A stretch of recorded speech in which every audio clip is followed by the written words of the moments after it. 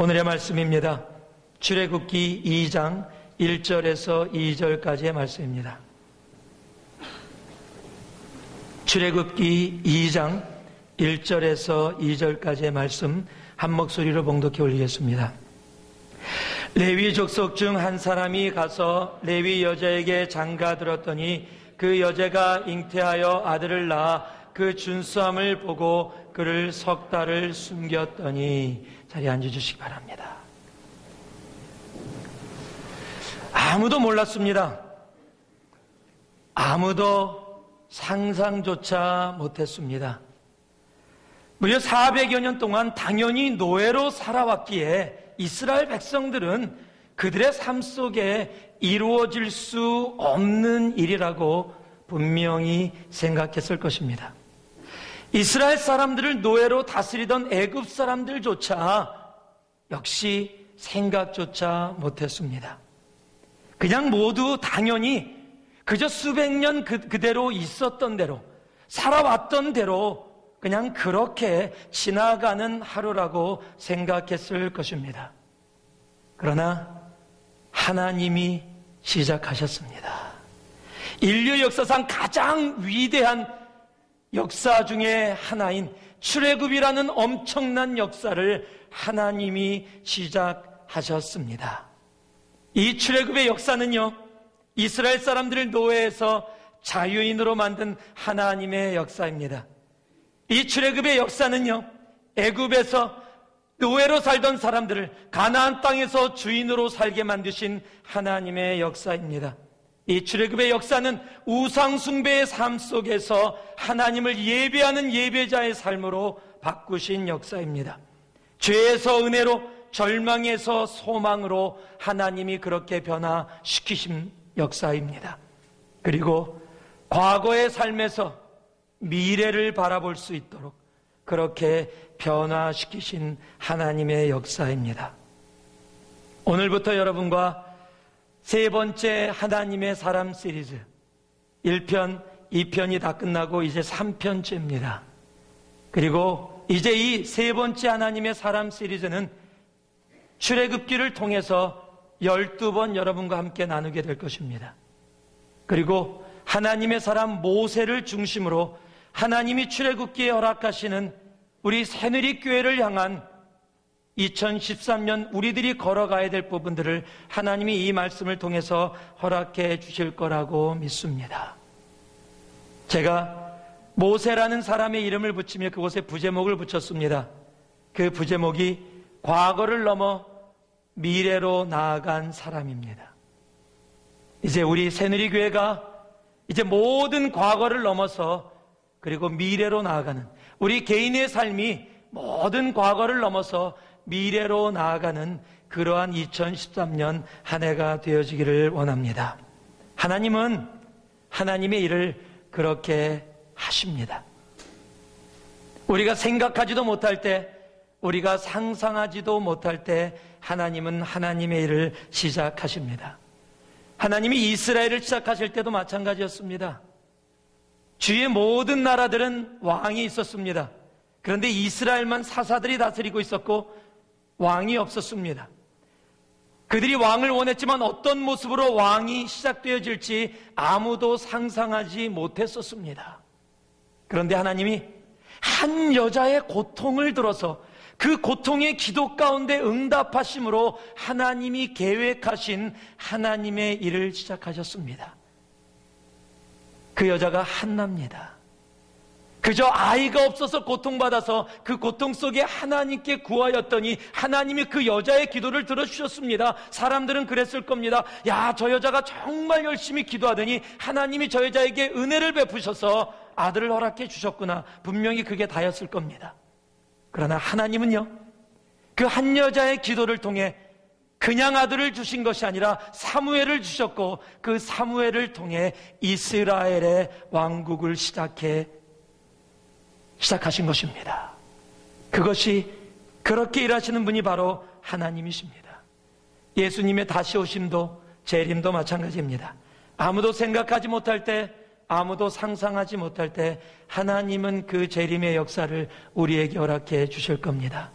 성경은 먹고 마시고 장가가고 시집가고 논일에 밭나가고 그저 평상시에 우리가 살아간 대로 살아갈 때 하나님은 하나님의 때에 예수님이 이 땅에 다시 오실 것이라고 말씀하고 있습니다. 하나님의 일은 우리가 생각하지 못할 때 이루어집니다. 하나님의 일은 우리가 상상하지 못할 때 이루어집니다. 이제 2013년 내 개인적으로 가정에서 그리고 일터에서 교회에서 하나님의 영적인 출애굽이 여러분의 삶 속에서 시작될 수 있습니다. 그리고 그 일을 하나님은 시작하실 것입니다.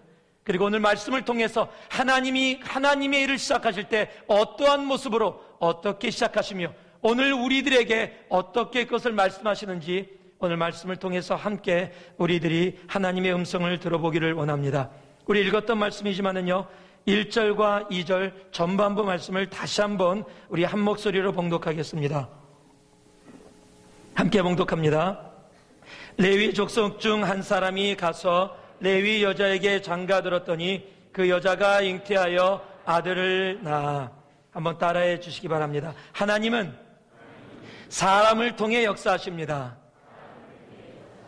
하나님이 인간의 역사 가운데 일하시는 방법은 사람입니다. 간혹 특별하게 기적을 통해서도 역사하실 때도 있지만은요, 그 기적 또한 사람을 통해서 역사하십니다. 하나님의 방법은 사람입니다. 고린도전서 1장 21절의 말씀을 보니까요, 하나님의 지혜에 있어서는 이 세상이 자기 지혜로 하나님을 알지 못하는 거로 하나님께서 전도에 미련한 것으로 믿는 자들을 구원하시기를 기뻐하셨도다. 성경은 전도에 미련한 것, through the foolishness of what was preached, 전도에 미련한 것이라고 표현하고 있습니다. 여러분, 주님께서 영혼들을 구원하기 원하시면 그저 당신이 하실 수 있습니다.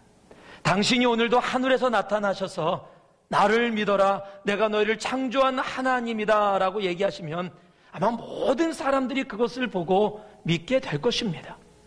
그런데 하나님은 그 방법으로 하지 아니하십니다.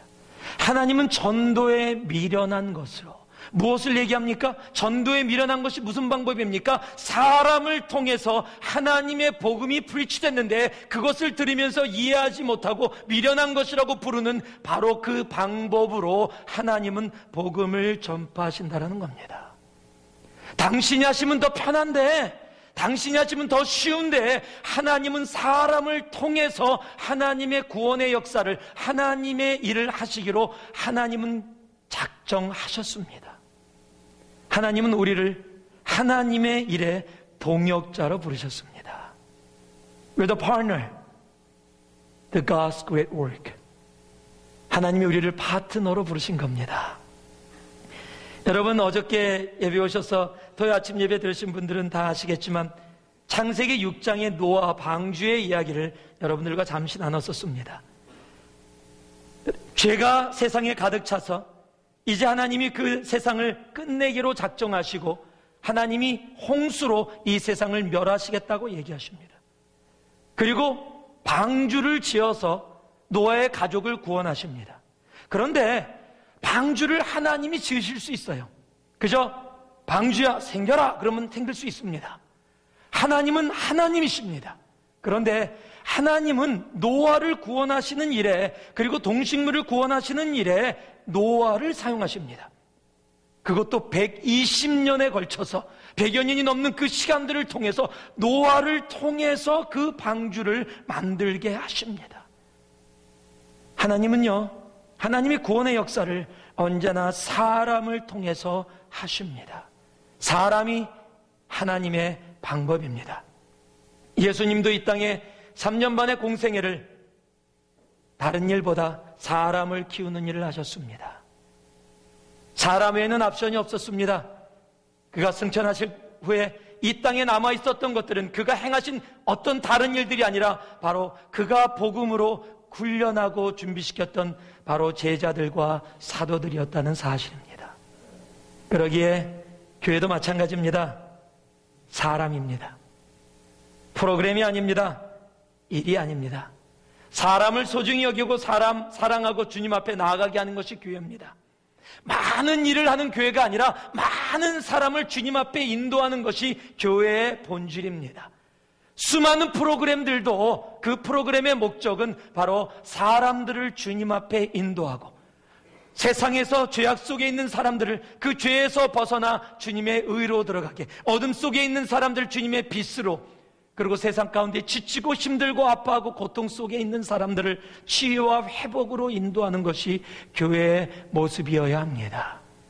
교회는 일이 아닙니다. 사람입니다. 그러기에 우리도 사람들을 사랑하고 섬기고 그 사람들을 주님 앞으로 인도하며 치유하고 회복하는 그런 공동체가 되어지기를 원합니다. 일이 아닙니다. 사람입니다. 그런데 여기서 중요한 사실이 하나 있습니다. 사람은 사람인데 잘난 사람, 특별한 사람이 아니라는 겁니다. 1절과 2절 말씀을 보면 그저 한 레위족 속의 한 여자와 그저 한 남자가 만나서 결혼했다라고 적혀 있어요. 이름도 여기에 나와 있지 않습니다. 6절에 가서 아므람과 요게벳이라고 소개가 되는데 그 이름을 아는 신앙인들은 그렇게 많지 않습니다. 관심조차 없습니다.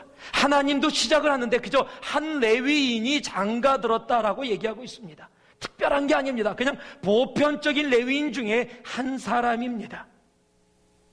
그런데요, 세상은 어떤 특별한 일을 하면 특별한 사람이 해야 된다라고 생각해요.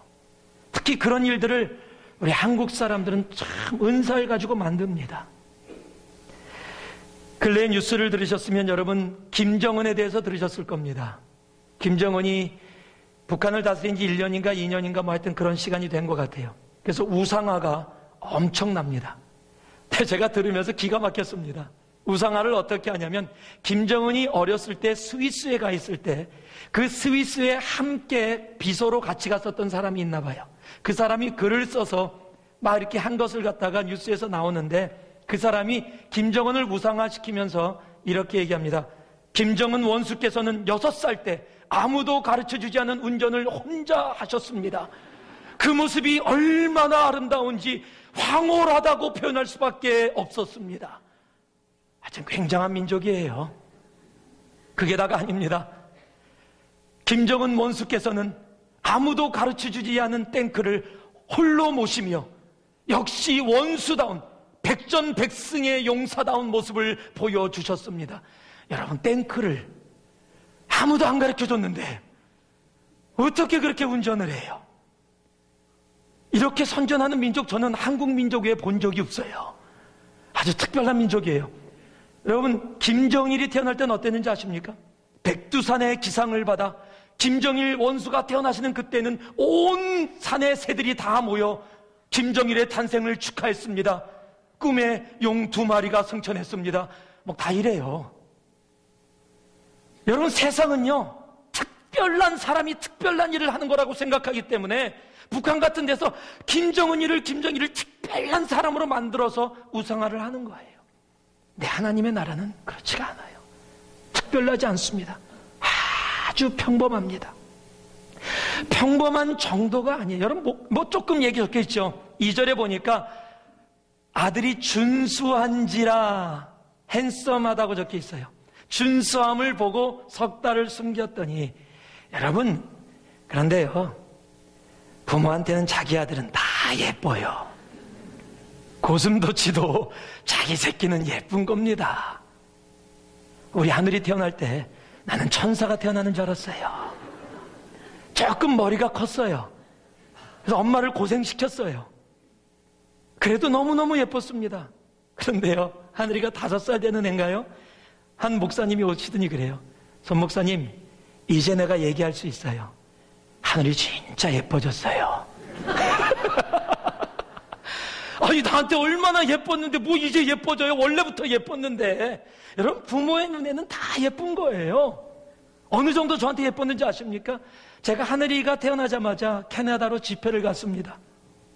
그때는 스마트폰 같은 게 없었기 때문에 그냥 사진을 찍어서 성경에다 넣어서 갔습니다. 집회를 마치고 숙소에 들어와서 이제 성경을 읽고 자려고 성경을 폈는데 사진이 끼어있으니까 성경이 거기가 탁 열렸어요. 하늘이 사진을 딱 보는 순간 가슴이 저린다. 너무 예쁘고 너무 보고 싶어서 가슴이 저민다. 저는 이런 경험을요 2번째 했습니다. 와이프 볼 때 처음. 그 다음에 이제 이렇게 얘기해야 돼요. 이런데 공식석상에서는 정말로 막 가슴이 막 저미는데 어떻게 말로 표현이 안 돼요.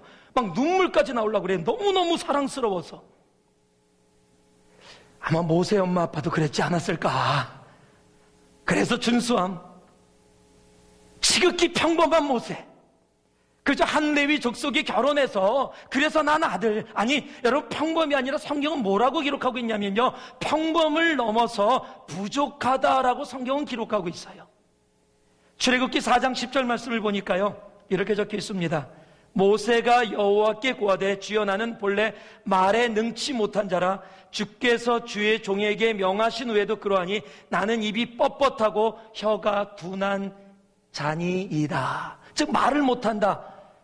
번역에 stutter라고 번역된 영어 버전이 있습니다. stutter는 한국말로 번역하면 말 더듬이입니다. 즉 모세는 리더로 서야 되는데 수백만 명의 자기 백성을 인도해서 나가야 되는데 지금 말을 못하니까 어떻게 내가 하나님의 말을 대언하는 자가 될 수 있습니까? 나는 못합니다 라고 얘기하는 거예요. 한 미국 목사님이 이스라엘 성지순례를 갔습니다. 성지순례를 가서 택시를 딱 잡아탔는데 이스라엘 사람에게 복음을 전하고 싶은 거예요. 그래서 공통점을 찾기 시작했습니다. 어떻게 내가 이 택시 운전사하고 얘기 나눠서 복음을 전할 수 있을까 고민하다가 한 가지 기억해냈습니다. 이스라엘 사람들도 존경하고 크리스찬들도 존경하는 한 인물, 모세를 생각해낸 겁니다. 그래서 이렇게 말을 걸었습니다. 모세는 정말 위대한 지도자지요? 그러면 좋은 반응을 기대했는데 갑자기 운전사가 화를 냅니다. 무슨 소리 하냐고. 모세 때문에 우리가 지금 이 고생을 하고 있다고. 당황했습니다. 무슨 말이십니까? 그랬더니 운전수가 이렇게 설명을 해줍니다. 모세가 십계명을 받으러 시내산에 갔답니다. 그리고 십계명을 받고 하나님이 그렇게 물었답니다. 모세야, 너는 나의 백성을 어디로 인도하기를 원하느냐? 이 모세가 대답했대요. 이게 원래 영어 버전입니다. 이렇게 말을 더듬으니까 하나님이 답답해서 기다리다 못해서 케이는 가나안, 그래 가나안으로 가라. 그래서 가나안 땅에 왔다는 거예요.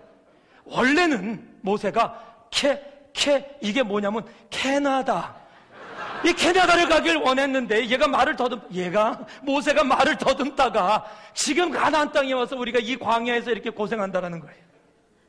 여러분, 그런 조크가 있을 정도로 모세는 그렇게 자신이 얘기한 것처럼 부족했던 사람입니다. 하나님은요, 사람을 통해서 출애굽을 시작하셨어요. 잘난 사람이 아니라 평범한 사람도 아니고 오히려 세상의 개념에서 보면 부족한 사람이었다는 사실입니다. 한 가지 꼭 정말로 특징을 찾는다면요, 오늘 말씀이 레위 족속이라고 기록하고 있다는 거예요. 여러분, 레위 족속은 어떤 족속입니까? 여러분, 모든 지파가 전부 다 기업을 받습니다. 땅입니다. 자신들이 먹고 살아가는 그 근본을 받게 돼서 땅에서 농사를 지고 목축을 키워서 먹을 수 있게 되는 겁니다. 그런데 이 땅의 기업을 받지 않은 한 족속이 있는데 그 족속이 레위 족속입니다. 레위 족속은 성경이 뭐라고 기록하고 있냐면 하나님이 레위 족속을 향해서 내가 너희의 기업이다, I am your portion 이라고 얘기하고 계세요. 즉 하나님이 그들의 삶을 책임져 주시겠다. 너희는 땅에 의지하지 말고 살고 나를 의지하고 살아라. 눈을 들어 하나님을 바라보라. 우리의 도움이 여호와 하나님으로부터 온다. 그래서 땅에 의지하지 말고 정말 하나님이 주시는 거 가지고 먹고 살아야 되는 족속이 레위 족속입니다. 다른 지파를 족속을 선택할 수도 있었는데 하나님은 레위 족속의 한 남자와 한 여자를 선택했다는 사실입니다. 여기서 우리가 은혜를 하나 나누기 원한다면 하나님은 잘난 사람도 아니고 그냥 평범한 사람도 아니고 부족한 사람도 쓰시는데, 근데 어떤 사람을 쓰시느냐? 바로 헌신된 사람, 하나님이 나의 기업이십니다라고 얘기하는 그런 사람을 통해 역사하시는 분이 하나님이시구나. 제가 예전에 여러분하고 얘기해서 아마 들으신 분들은 기억나실 겁니다. 이건 실화입니다. 부산의 어느 교회에 우리와 같은 목장을 하는 교회가 있습니다. 그런데 어떤 강사님이 그걸 다녀오셔서 하신 얘기를 제가 들었어요. 그 교회에 아주 유명한 목장이 있답니다. 그 목장에 목자가 말 더듬이세요. 그런데 그 목장은 분가를, 다른 목장이 분가를 한 번 하는, 두 번 하는 동안 그 목장은 수십 번을 분가할 정도로 엄청난 그 목장 안의 부흥의 역사가 예수를 안 믿는 사람들에서 믿고 너무 많아져서 또 분가하고 또 분가하고 또 분가할 정도로 그 목장의 부흥이 엄청나다는 것이 교회에 소문이 나 있었던 겁니다. 그래서 이 강사 목사님이 그곳을 한번 가보고 싶어서 부탁을 해서 대체 그 목장이 어떤 목장인데 목자가 특히 말까지 불편하신데 어떻게 그렇게 부흥하는지 탐색했답니다. 교인들이 수십 명이 모여 있었답니다. 그리고 목자가 이제 이 목장 모임을 인도하는데 성경을 딱 피더니만 여러분 모두 이러시더래요. 그러니까 전부 다 모든 목원들이 마태복음을 딱 피더래요. 자기는 지금 한참 들으려고 그러는데 그래서 물어봤대요. 아니 어떻게 이렇게 그런데 다들 한 번도 빠짐없이 마태복음을 핍니까? 그랬더니 마가복음도 있지 않습니까? 마로 시작하는 게. 그랬더니 우리 목자는요 마태복음을 얘기할 때는 이래도 마가복음을 얘기할 때는 이렇게 얘기하기 때문에 차이를 다 알고 미리 핀다는 거예요. 목자가 부족한데 목자가 그 가운데서도 최선을 다해서 말씀을 전하고 하니까 모든 목원들이 집중해서 함께 그 일에 동참하니까 부족한데요. 정말 부족한데 하나님이 그 부족한 사람을 들어서 부흥의 역사를 그 목장 가운데 이루어 주시는 겁니다. 여러분, 하나님은요 사람을 쓰십니다. 하나님은 잘난 사람을 쓰시는 게 아니라 부족한 사람, 나약한 사람도 하나님이 쓰십니다. 예수님도 죄인들, 그러나 회개한 죄인들을 통해서 하나님의 일을 감당해 주셨습니다. 막달라 마리아가 누굽니까? 장녀입니다. 그런데 하나님은 그 여자분을 사용하십니다. 시므온이 누굽니까? 폭력으로 이스라엘을 세워보겠다는 정말로 폭력적인 사람이었습니다. 그런데 그를 하나님은 사용하십니다. 마태가 누굽니까? 우리 한국식으로 얘기하면 매국노입니다. 세일입니다. 그런데 그를 들어서 하나님이 사용하시는 겁니다. 하나님은요 높고 낮음을 상관하지 않습니다. 죄인이었냐 의인이었냐를 상관하지 않으십니다. 하나님은요 지금 하나님 앞에 회개하고 하나님 앞에 새롭게 나온 그 사람들을 통해서 역사하십니다. 하나님은 잘난 사람을 찾지 않으십니다. 세상이 얘기하는 도덕적인 사람을 찾지 아니하십니다. 멋있는 가정에서 멋있게 자라서 그냥 신앙으로만 자란 그런 사람만 하나님이 사용하시는 것이 아닙니다. 세상을 몰랐고 세상에서 죄악 속에 어둡고 어둠의 자식들이었다 할지라도 내가 사람이 용서하지 못하는 죄 속에 거했던 사람이라 할지라도 하나님 앞에 회개하고 나오는 그 사람을 들어서 하나님은 하나님의 일을 감당해 주시는 겁니다. 우리 하나님은 아무리 과거의 죄악 속에 있었어도 지금 예수를 사랑하는 헌신된 하나님의 사람을 통해서 지금도 하나님의 일을 이루십니다. 하나님은 사람을 차별하지 않습니다.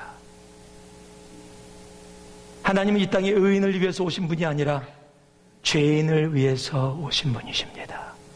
죄인들과 함께 식사하셨고 죄인들과 함께 생활하셨고 그 죄인들을, 그 병자들 의인 되게 하시려고 오신 분이 바로 우리의 주님이십니다.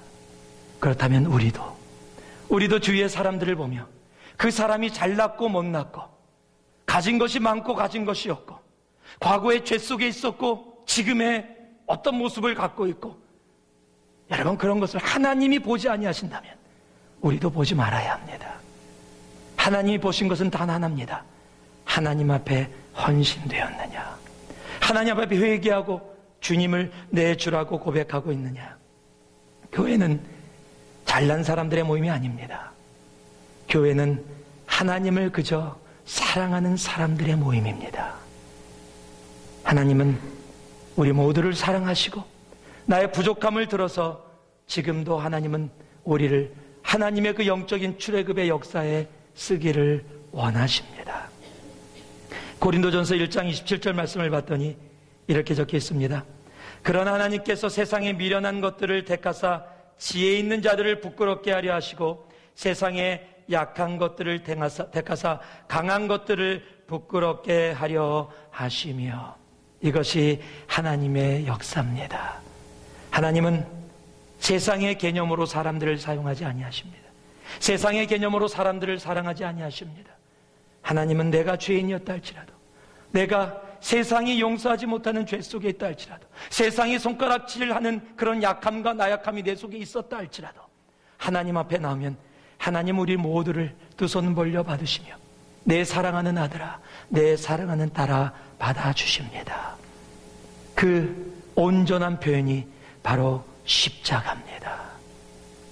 하나님이신 예수님께서 바로 그 모든 정말 죽을 수밖에 없는 우리 죄인들을 위해서 이 땅에 오셔서 자기의 목숨을 주시기까지 사랑해 주신 것, 여러분 그 십자가의 사랑을 안다면, 하나님이 그리고 모든 사람들을 있는 모습 그대로 받아 그들을 통해 하나님의 일을 행하고 계시다면 우리 또한 동일하게 하나님의 눈으로 우리의 주위의 사람들을 바라볼 수 있어야 합니다. 하나님의 방법은 사람입니다. 하나님은 사람을 통해 역사하십니다. 다시 한 번만 따라해 주실래요? 하나님은 사람을 통해, 부족한 사람을 통해 역사하십니다. 하나님은 바로 부족한 사람들을 통해서도, 연세 많으신 분들도 마찬가지입니다. 내가 나이가 이렇게 많은데 얘기하지 마세요. 하나님은 나이도 상관하지 아니하십니다. 나이가 적은 사람은 내가 이렇게 적은데, 금방 미국 오신 분은 내가 영어도 못하는데, 교회 금방 오신 분들은 내가 교회를 잘 알지도 못하는데, 아무 상관없습니다. 그저 하나님 사랑합니다. 나를 이곳에 불러주심을 감사합니다. 하나님 앞에 순종하겠습니다.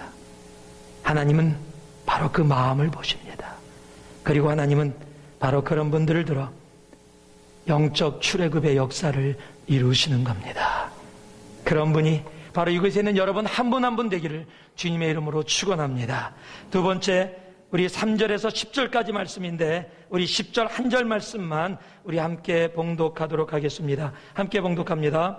그 아이가 자라매 바로의 딸에게로 데려가니 그의 아들이 되니라. 그가 그 이름을 모세라 하여 가로되 이는 내가 그를 물에서 건져내었음이라 하였더라. 한번 따라해 주시기 바랍니다. 우연도 하나님의 손길입니다. 여러분, 이런 기막힌 우연이 있습니까? 지금 아기가 3개월이 되니까 이제 울음소리도 커지고 막 그러니까 도저히 더 이상 숨길 수가 없어서 조그만 갈대 상자를 만들어서 물이 새지 않게 역청을 발라갖고 지금 나일강에다가 띄우는 겁니다. 어쩔 수 없이 지금 이제 이스라엘 사람들이 했던 모습으로 아이를 강에 버릴 수밖에 없는 겁니다. 아무리 역청을 발라서 물이 새지 않게 했더라도 아무 구원의 손길이 없다면 아이는 죽을 수밖에 없습니다. 가다가 물결이 일어서 뒤집어져서 죽을 수도 있고요, 뒤집어지지 않는다 할지라도 쬐는 햇빛에 먹을 수 없는 우유도 없는 상황 속에서 아이는 죽을 수밖에 없는 죽음의 길입니다. 그런데 아이를 그곳에다 띄웠는데 이게 웬일입니까? 바로 그때 우연히 애굽의 공주가 그곳에서 나와 있었습니다. 물놀이를 하고 있었어요. 그런데 당시에 아이들을 그렇게 버리는 이스라엘 사람들이 많았기에 그저 애굽의 공주니까 그냥 지나갈 수도 있는데 아기가 울었는지 아기의 울음소리가 들린다. 하녀를 보내서 가져오게 하고 보니까 이스라엘 아이인 게 분명합니다. 그러면 다시 띄워보내라. 안타깝지만 그래도 되는데 모성애가 작동했는지 그 아이를 데려와라. 내가 키우겠다. 엄청난 우연입니다. 그런데 그 모습을 보고 있었던 모세의 누나 미리암이 가서 제가 유모를 아는데요, 시키지도 않았는데 애가 용기를 내서 그 어린아이가 다가가서 그렇게 얘기를 합니다. 그랬더니 그것을 웬만한 사람이면 눈치챌 수 있는 거 아니겠어요? 야, 요 꼬마가 지금 수쓰는구나. 요거 얘 저기 연결된 아이구나. 다 알 수 있는데 성경은 그런 거 하나도 그렇게 놓지 않아요. 그러니 유모를 데려와라. 바로 엄마를 데려옵니다. 엄마가 자기 아들을 다시 품에 안습니다. 이제는 공식적으로 키워도 됩니다. 그것도 돈까지 받고. 이제 위험도 없습니다. 마음 놓고 아기를 키울 수 있습니다. 젖을 뗄 때까지 키웠다가 이제 젖이 떨어지면은 다시 애굽으로 왕자로 보내게 됩니다. 이런 기가 막힌 우연이 어디 있습니까? 와, 정말 기가 막힙니다.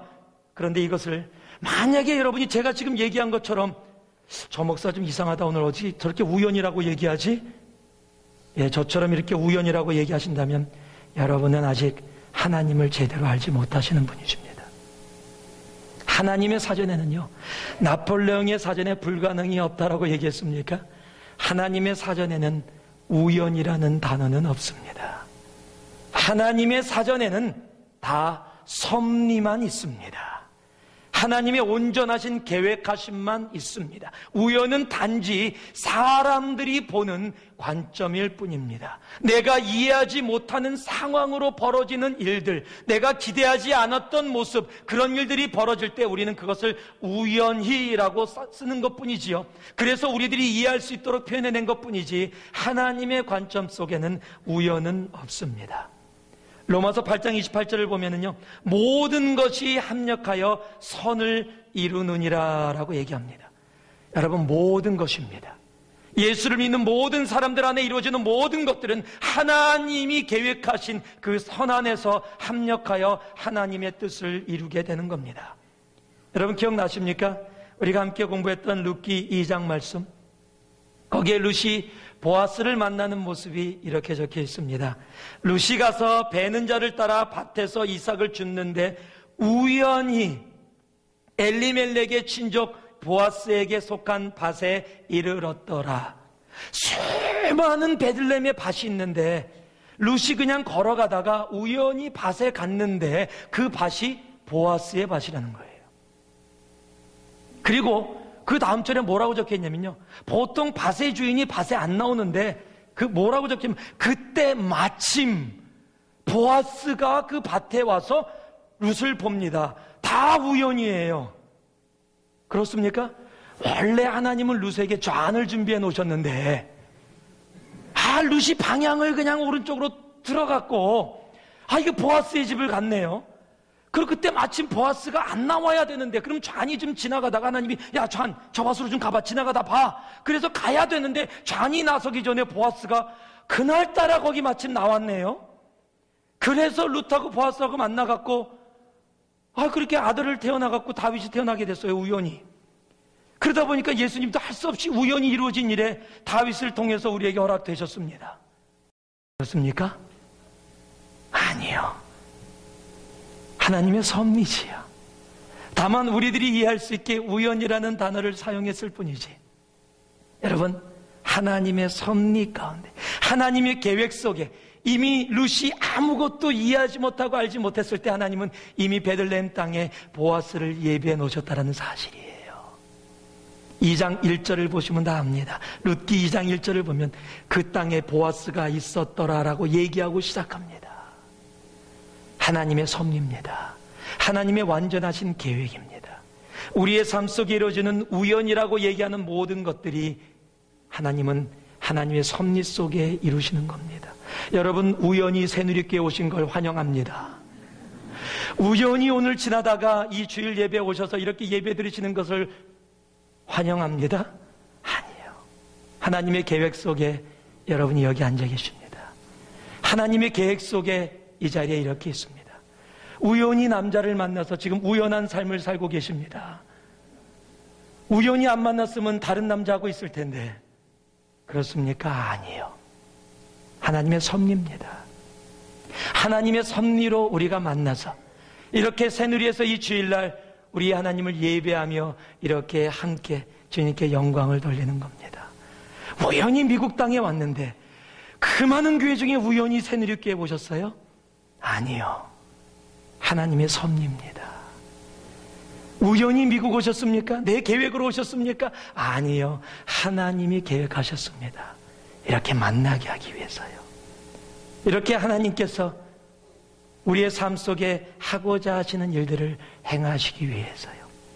우연도 하나님의 손길입니다. 지금 내 삶에 이루어지는 우연스러운 일들이 하나님의 계획 속에 영적 출애굽을 이루시려는 하나님의 섭리임을 볼 수 있기를 진심으로 바랍니다. 마지막으로요, 우리 15절 말씀입니다. 함께 봉독하겠습니다. 바로가 이 일을 듣고 모세를 죽이고자 하여 찾은지라 모세가 바로의 낯을 피하여 미디안 땅에 머물며 하루는 우물 곁에 앉았더라. 따라해 주시기 바랍니다. 광야를 지나가게 하십니다. 하나님이 쓰시는 사람은요, 꼭 지나가야 되는 학교가 있는데 그것이 광야 학교입니다. 하나님은요, 죄인도 쓰십니다. 폭력적이었던 사람도 쓰십니다. 하나님을 반대했던 자도 쓰십니다. 세리도 쓰십니다. 창녀도 쓰십니다. 귀신 들렸던 자들도 하나님의 나라를 위해 쓰십니다. 그런데 그냥 쓰지 아니하십니다. 꼭 이들을 모아서 공통적으로 지나가게 하는 공통 분모가 하나 있는데 바로 그것이 광야입니다. 세리였어도, 죄인이었어도, 귀신 들린 자였어도, 지식을 갖고 있어도 지식이 없어도, 남자여도 여자여도, 이방인이어도 유대인이어도 아무 상관이 없습니다. 하나님께 헌신된 사람이면, 하나님을 사랑한다 고백하는 사람이면 하나님은 하나님의 영적 출애굽에 그 사람들을 들어 사용하십니다. 그런데 익셉션이 없는 게 하나 있습니다. 그 모든 사람들이 꼭 여기를 지나가야 하는데 그것이 광야 학교입니다. 필수 과목입니다. 왜냐면은요, 그 광야 학교를 통해서 지금까지 살아왔던 우리의 과거를 전부 다 내려놓게 하십니다. 지금까지 내가 가지고 있었던 세상의 죄악들을 그 광야 학교를 지나게 하시면서 다 새롭게 해주십니다. 왜냐하면 하나님은 거룩하시기에 거룩하지 않은 자들과 함께 할 수가 없습니다. 그 광야 학교를 통해서 세상의 모든 때를 내려놓게 하십니다. 이게 쉽지가 않습니다. 우리의 과거의 습관과 생활 속에서, 모습에서 그렇게 쉽게 벗어날 수 없죠. 그 대표적인 예가 이스라엘 사람들입니다. 며칠이면 갈 수 있는 애굽에서 가나안 땅을 무려 40년 걸쳐서 가게 됩니다. 40년 동안 광야 학교를 지나게 하십니다. 그리고 40년이 지나 새로운 세대가 완전히 이루어졌을 때 이제 그들을 통해 가나안 땅에 들어가게 하시는 겁니다. 이런 광야 학교는 그렇게 쉬운 것이 아닙니다. 쉽게 버려지지 않는 것이기에 하나님은 모두를 광야 학교를 통과하게 하십니다. 이건 필수 과목이에요. 그래서 우리는 꼭 택해야 되는 과목입니다. 모세도요, 자기가 혼자 할 수 있다고 생각했습니다. 그래서 애굽의 군사를 죽였어요. 근데 어떻게 됐습니까? 지금 오늘의 본문이 뭐예요? 죽인 게 탈로 나서 바로에게 죽을 것 같아서 광야로 도망온 겁니다. 왜 하나님이 그 모세, 왕자였던 모세를 그대로 사용하실 수도 있는데 왜 사용하지 않고 광야에 모세를 몇 년을 두십니까? 40년을 두십니다. 왜요? 그 속에 있었던 나라는 자, 교만. 내가 할 수 있어. 그래서 내가 하는 겁니다. 여러분, 하나님은 교만을 싫어하세요. 그 교만을 없애는데 무려 40년이 걸렸습니다. 나중에는요, 그 교만을 어느 정도 하나님이 광야학교에서 다 없어지게 하셨냐면, 하나님이 너를 택해서 쓰겠다 그랬더니 나는 못합니다. 나는 못합니다. 나는 아무것도 못합니다. 나는 못합니다. 하나님 화나게 할 정도로 진짜 나는 못합니다로 만들어버렸어요. 여러분, 광야학교는 내 속에 있는 교만을 다 털어내는 학교입니다. 나를 버리게 하는 학교입니다. 그리고 가나안으로 채우게 하는 학교가 바로 광야 학교입니다. 예비군 훈련을 받으면 예비군이 됩니다. 해병대 훈련을 받으면 해병대가 됩니다. 공수부대 훈련을 받으면 공수부대원이 됩니다. 물론 이렇게 군대 얘기를 하는 저는 한 번도 이런 훈련을 받아본 적이 없습니다. 그런데 예비군 훈련 받은 것을 본 적은 있어요. 예전에 예비군 훈련 공터에서, 학교 근처 공터에서 예비군들이 모여서 진짜 장발에 들어가지도 않는 모자 위에다가 걸치고 옷 대충 입고 앞에 나온 군인이 자, 줄 서주세요, 줄 서주세요 그러고 소리치면 에이 대충 합시다. 다리 건들건들면서 그러는 예비군 훈련 많이 봤어요. 해병대 훈련 제 친구가 해병대 출신입니다. 그가 그러더라고요. 해병대 훈련 얼마나 시키는 줄 아냐고. 사람이 감당할 수 있는 극이 있답니다. 극한이. 해병대는 사람이 감당할 수 있는 훈련에서 조금 더 시킨답니다. 그러니 해병대지요. 공수부대. 지난주 토요일 나오셨던 김태일 목사님이 공수부대를 지원했습니다. 그 나이에, 그 키에. 예. 공수부대를 지원해서 지금 훈련을 받겠다고 하는데 이미 벌써 뛰어내리는 것을 3번 정도 했답니다. 그런데 제가 그것을 물어봤어요. 어떠냐고. 다 공수부대 훈련 받으려고 젊은 아이들 다 온답니다. 근데 생각해 보세요. 수천 피트 상공에서 그냥 그곳에서 뛰어내리는데, 근데 처음 뛰어내리는 사람들은 그냥 간단하대요. 뛰어내리면 줄이 비행기하고 연결되어 있답니다. 그래서 1001, 1002, 1003 하면 쫙 하고 펴진대요. 혹 그게 안 펴진다고 하더라도 1003까지 안 펴지면 그때 보조 낙하산이 있답니다. 그래서 보조 낙하산을 당기면 또 펴진답니다. 그래서 괜찮은데 처음 올라간 사람들의 70에서 80%, 즉 10명 중에 7명하고 8명은요 뛰어내리잖아요. 쑥 뛰어내리면서 1001 그러고 바로 당긴대요. 보조 안 펴졌다 이거죠. 왜? 겁이 나서. 그럼 내려오면 공수부대 그 대장한테 무진장 온단답니다. 그 과정을 거쳐서 나중에는 공수부대원이 되는 겁니다. 여러분, 우리의 삶 속에 하나님이 왜 광야학교를 지나가게 하세요? 1001 할 때 팍 당겨갖고서 그냥 두렵고 떨리는 이런 삶이 아니라 사랑 안에는 두려움이 없기에 사랑이라는 예수를 알고 있는 우리들에게 이 땅 가운데 두려움 없이 담대함으로 살아갈 수 있도록 이 광야학교를 우리에게 허락해 주시는 겁니다. 왜요? 그 광야학교를 통과한 후에 우리를 들어서 영적인 출애굽을 하나님은 분명히 이루시는 분이시기 때문에 그렇습니다. 욥기서 23장 10절에 보면 우리 같이 한번 읽어볼까요? 여러분이 너무도 잘 아는 말씀입니다. 함께 읽습니다. 시작. 나의 가는 길을 오직 그가 아시나니 그가 나를 단련하신 후에는 내가 정금같이 나오리라. 바로 이것입니다. 여러분, 우리의 광야의 길, 바로 우리가 정금처럼 나오게 하시는 하나님의, 우리를 사용하시고자 원하시는 하나님의 사랑의 손길입니다. 오늘 말씀을 맺습니다. 시작되었습니다. 이스라엘의 출애굽뿐만이 아니라 우리 개인의 삶 속에, 우리의 가정에, 일터에, 그리고 새누리 안에 하나님이 2013년 하나님이 새로운 일을 시작하셨습니다. 그런데 하나님은 사람을 통해 역사하십니다. 잘난 사람, 특별한 사람이 아니라 하나님께 헌신된 사람, 죄인이었지만 주님 앞에 회개하고 나온 사람, 내가 아무것도 배움이 없지만 하나님 앞에 이 몸 드립니다 하고 나온 사람들, 내가 아무것도 가진 것이 없고 내 육적으로 나약하지만, 내가 나이가 들어서 몸이 쇠약하지만 하나님 앞에, 하나님, 내가 주님 앞에 온전히 쓰임받기 원합니다. 주님 앞에 드려지는 이 시대의 레위 족속을 통해 하나님은 우리들의 삶 속에 이 교회에 영적인 출애굽을 행하실 것입니다.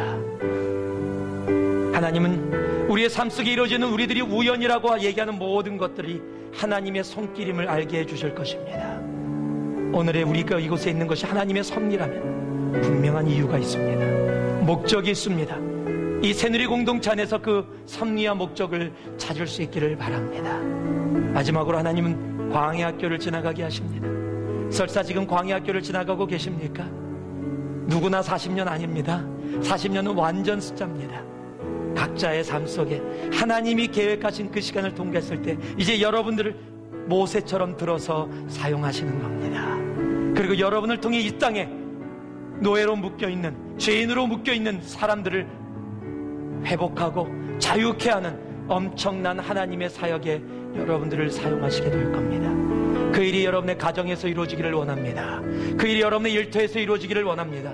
그리고 그 일이 우리 새누리 공동체 안에서 온전히 이루어지기를 주님의 이름으로 축원합니다. 함께 기도하겠습니다. 사랑의 아버지 하나님, 주님 앞에 나왔습니다. 아버지 하나님, 이미 시작되어진 하나님의 일을 바라봅니다. 하나님 때문에 이 자리에 있고 하나님으로 인하여 오늘도 호흡하기에 하나님, 주님께서 허락하신 그 귀하고 아름다운 일, 나처럼 부족하고 나처럼 나약하고 나처럼 아무것도 같지 않은 나를 사용해 주시는 하나님 감사합니다.